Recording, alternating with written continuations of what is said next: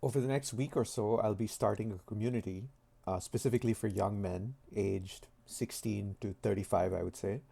Um, and this is a demographic that I fit into. And I'm starting this community because I'm seeing a growing problem of men who are struggling with their career, their relationships, their purpose and direction in life, and just finding fulfillment in general. And I think in a community like this, which will be a lifelong community, it'll always be free. And the idea is we can come together, we can share resources and wisdom, talk about the problems we have, and it can specifically be like a support group for young men where I think we can talk about these problems openly and honestly rather than feeling like we'll be judged, feeling like we'll be called sexist or things like that. And I read Richard Reeves' book of Boys and Men, and this is particularly a growing problem because men are losing their place in the world. Women are now on track to be 66% of college grads. They're earning more than men.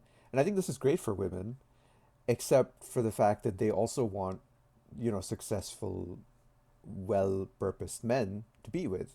And there aren't many of those, right? And dating apps are kind of a mess because you've got basically you've got like 80% of women competing for the top like 10% of men, basically.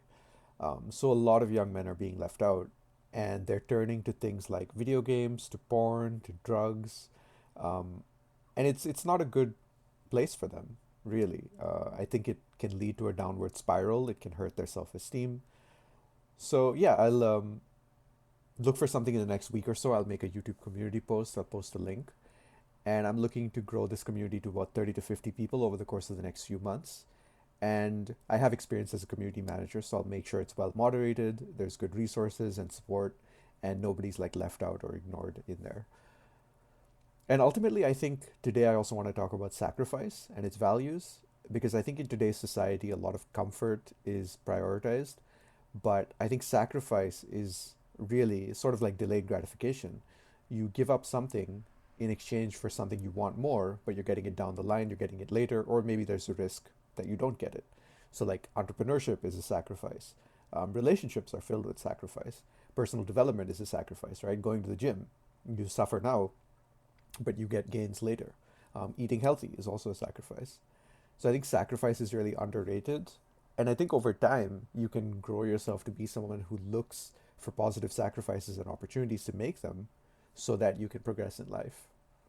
And that really helps you get better at whatever you want to get better at.